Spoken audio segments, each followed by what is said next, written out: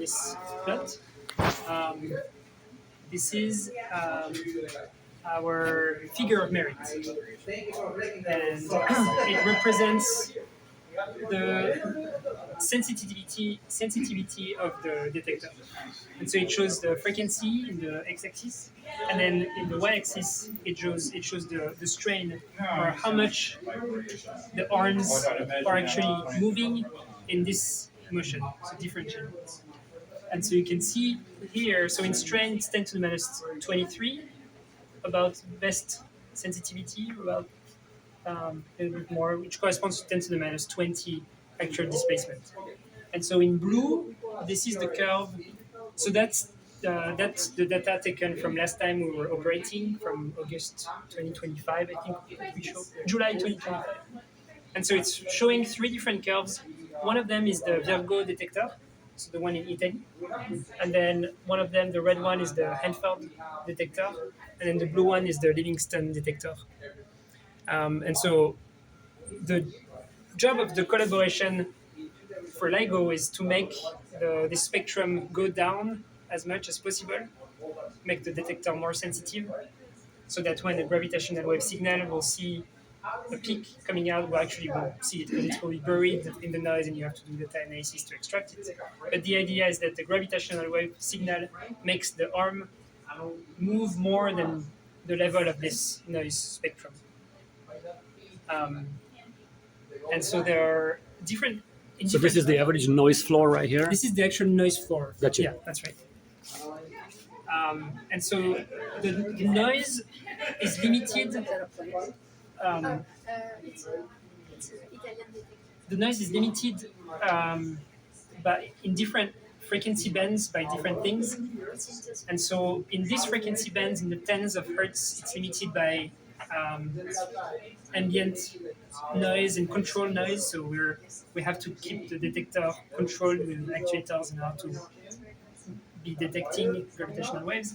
So in this band, that's what's limiting it. In this band, it's the thermal noise of the optics. So it's thermal fluctuation of the mirrors that are making atoms move around, and so that creates a fake noise of displacement. And then in this band, it's all quantum noise, or the noise from the sensor. from the sensors themselves. Yes. So the other curve to see is that our other figure of merit is this one. It shows also blue is the Livingston, red is Hanford, and then purple is Virgo. And so it's showing how far in the universe we can see neutron star binaries. So it tells us, the distance at which we can detect for a given sensitivity. So they just look at neutron star of a given mass, they do the model for this, and then they look at this sensitivity curve and they can predict how far in the universe we can detect for this. And so at the time of the last, when the detector was last operational, we were at 160 megaparsec at best for one of the detectors of how far it can detect those neutron stars.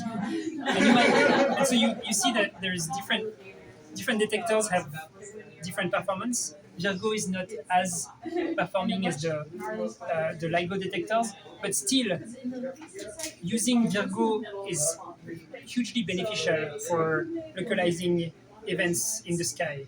And so if you have a very, very loud event and you don't see it in the Virgo detector, that can tell you something about where the event is coming. Like you have the two peaks here, and then the other one is a little bit delayed. So you got two here, then this one's a little bit later, so that probably tells you something. So those peaks are actually part of their vibration of some mechanical vibration from, in this case, I think this is the bounce mode of the suspension at 13 hertz. And that's part of the upgrade, is we're trying to move this mode out of the detection band so we can see better with a new suspension. This should be out. So that's noise. That's nice, yeah. So the test mass, I don't know if it's hanging but with fibers, glass fibers. And so in this direction is, there's a mechanical mode that vibrates at about 10 hertz. And so it's very stiff. But you need so it's chicken and egg problem, but you need In the it to strength, be stiff. You need it to be strong enough. glass so that you reduce thermal noise. I'll catch you. And so we reduce thermal noise by aiming. But also then- have to but be then you very get strong this. to hold it. Then you get this peak. So then you can make Also it has to more. be strong to handle the instrument, right? Yes, that's right. So Yeah. the strength is also we are there. trying to increase the stress as part of our upgrade as well. Can we increase the stress to higher value Mhm. so we can operate at Move it out of the spectrum.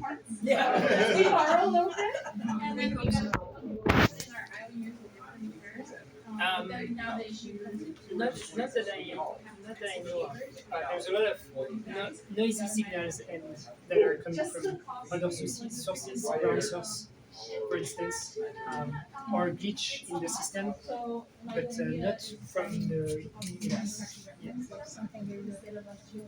That's right. Yeah. So that would be exciting. So we'll go in the control room.